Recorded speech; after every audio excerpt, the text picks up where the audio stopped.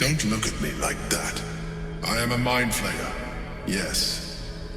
Without me, you would be a slave to the Absolute. It's obscene to owe my life to a damned geich. No more lies, no more tricks. I will have answers! You may call me the Emperor. An adventurer. I came from Baldur's Gate, though I was never one to be constrained by circumstance. I longed for more. That longing brought me to Moonrise Towers on a search for treasure. To a colony of Mindflayers who caught me, changed me into what I am now.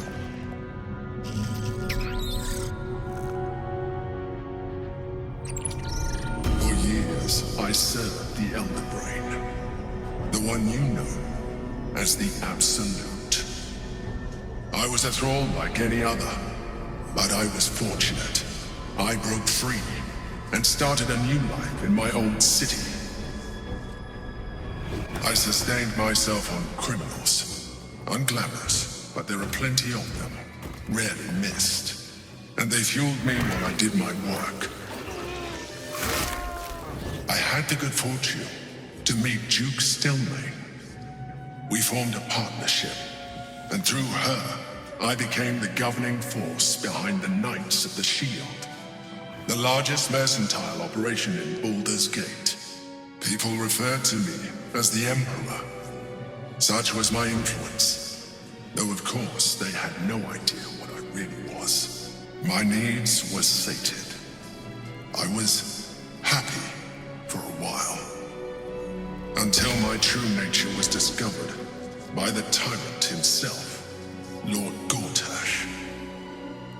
He tore me from my home and brought me back to the Brain, where I became a slave once again. A slave he continued to call the Emperor. The name was intended as a slight, to remind me of the heights from which I fell. But I have grown fond of it. It encapsulates well who I've become. Rather than potential future allies, like you.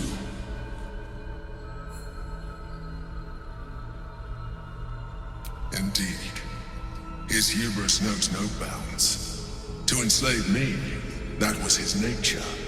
But to enslave an Elder Brain, a questionable decision. I shall look forward to sharing his downfall with you.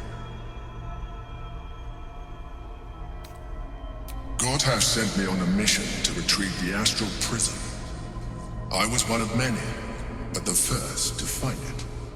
How Gortash or the other Chosen learned of its existence, I do not know. The moment I found it, I felt a change. My free will returning. I followed the feeling inside, and found the githyanki. I realized what the prism was for. Containment. While my body was within the prism's bounds, my mind was free. I could resist the Elder Brain, the Chosen. Better yet, I could plan to overthrow them. All I needed to do was subdue the githyanki, and find allies in the outer world. You.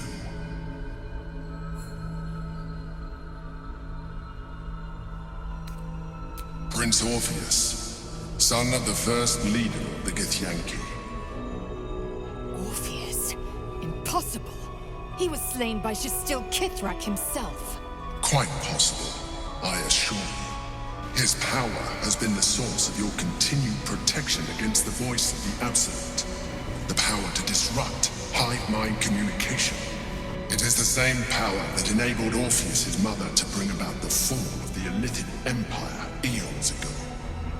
A power she passed on to him, and that I leveraged for you. When Orpheus' mother left, a usurper took her place. Blackith declared herself queen of the githyanki. Blackith wanted his power, but Orpheus rose against her, and so she sealed him and his honor guard within this prism. Bound by infernal chains, Orpheus could never leave. Bound by duty, his guard never would. They were close to breaking my hold on that prince. And if they had succeeded, we would be lost. I am relieved. You have embraced your potential enough that you could help me eliminate them. Alone, Orpheus will be much easier to control. Control him? Skvar! You must return him to his people. That would be a terrible idea.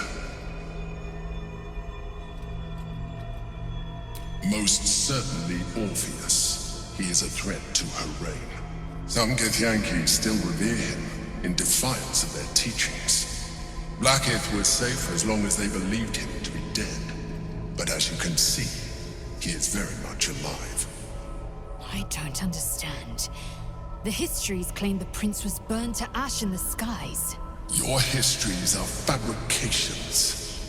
The prince was not killed. As you can very well see, he was in prison. She kept him this way because she was reluctant to eradicate such power. Power that she might one day wish to take from him. If the githyanki ever find out what she has done, there will be civil war. Blackith will be finished. The moment he is free, he will attack you. Your only defense will be to kill him, and in so doing, he would doom us both. Even though he is subdued, you feel Orpheus's revulsion, a pulsing hatred that cannot be contained. The Emperor is telling the truth. To him, you are just another wretched illithid. You carry a tadpole. As far as Orpheus is concerned, you are already illithid, a sworn enemy, just like me.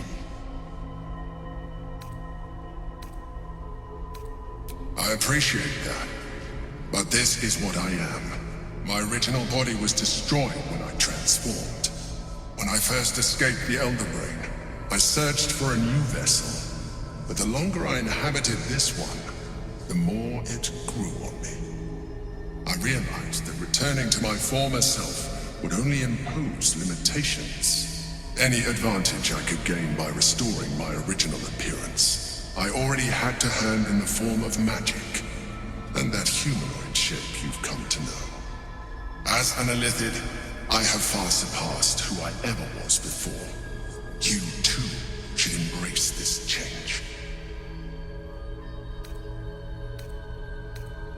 I believe we'll have a better chance of defeating the Elder Brain if you embrace your latent illithid potential.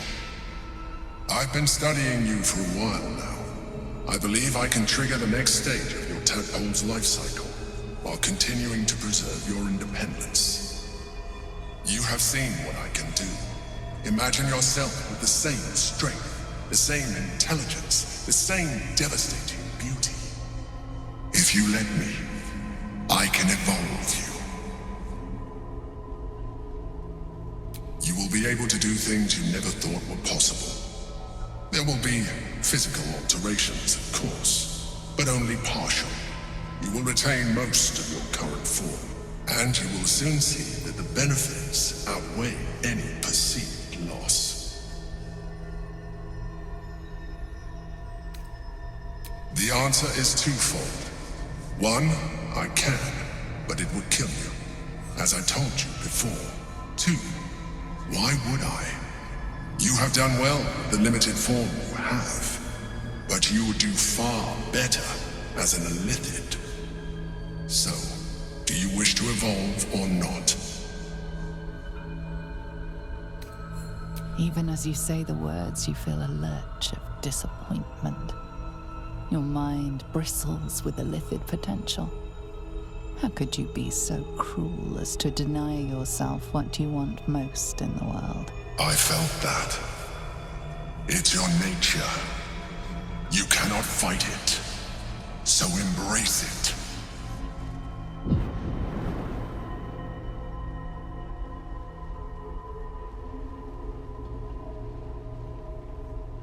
It wants to evolve, but it cannot do so alone. It must commune with another. A tadpole, nurtured by the psionic energy of the astral plane. Cocooned here for millennia, it has become extraordinary.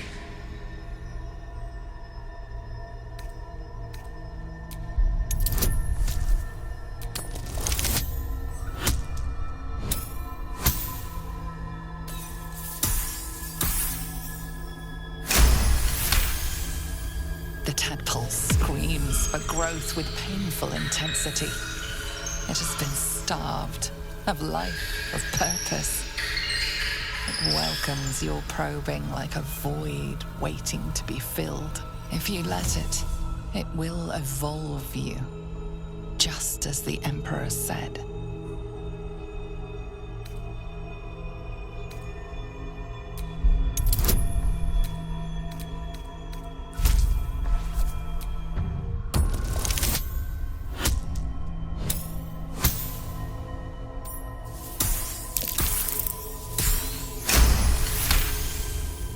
A wave of disappointment, stronger than any you've ever felt. And then, stillness. You've resisted your illithid instincts. For now. You are not ready yet. Keep hold of it then, until you are. It has enough vitality to further your evolution, and your allies. Perhaps you will be more inclined to try it when you see more of what our enemy can do. But we mustn't lose focus. We need to resume our journey. You heard the Chosen. The brain has gone to the city, and the army marches to follow. We must not let them reach it. We must find the brain, and bring it under our control.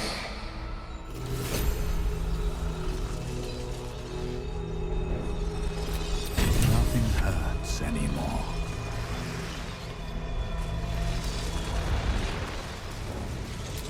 The orb hums with cerebral magic, permeable, but impenetrable.